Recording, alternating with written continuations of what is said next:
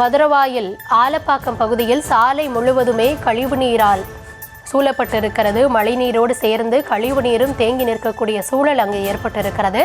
ஆலப்பாக்கத்தில் கனமழையால் ஏற்பட்டிருக்கக்கூடிய சூழல் என்னவாக இருக்கிறது அப்படின்ற காட்சிகளை பார்த்துட்டு வரும்.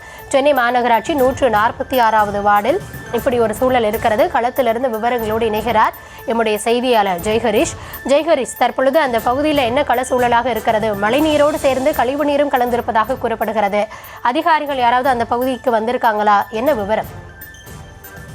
வணக்கம் கௌதமி. டிட்வா புயல் எதிரொலி காரணமாக சென்னை மற்றும் தமிழகத்தின் பல்வேறு பகுதிகளில் இந்த மழை வெள்ளமானது தேங்கியுள்ளது. குறிப்பாக இந்த மதுரை வாயில் ஆலப்பாக்கம் பகுதியில் சென்னை மாநகராட்சிக்கு 146வது வார்டு பகுதியில் கழிவுநீர் கால்வாய் நீண்டி அதனை மழை நீரும் கலந்து சாலையில் கருப்பு நிறமாக தேங்கியுள்ள நிலையானது ஏற்பட்டுள்ளது.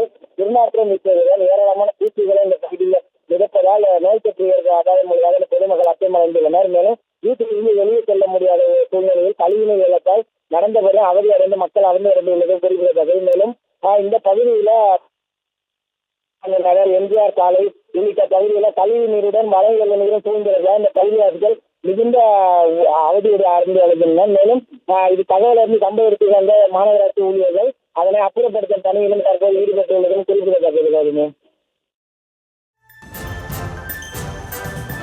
விவரங்களுக்கு நன்றி ஜெய்ஹரிஷ்.